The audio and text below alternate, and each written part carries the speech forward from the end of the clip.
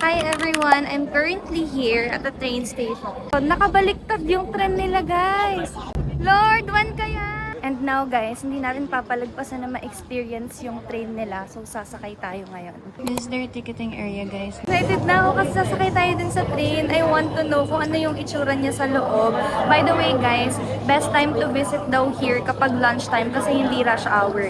This is one of their public train station. So kapag morning or paghapon na, rush hour na yon, hindi na kayo ganong makakapag-enjoy. So right now, it's currently almost 12 p.m. and wala ganong tao. So excited guys! Wow! Yung feeling niya parang normal train lang, pero sobrang amazing kasi glass yung tatapakan niya. So nakikita niya din yung ilalim. And medyo nafe-feel bad ako and na-amaze at the same time. Kasi sa kanila, normal na train lang. Tapos tayo amaze na amaze. And I hope one day, darating tayo sa time na may experience nila ganito magandang mga technology, facility, and train system.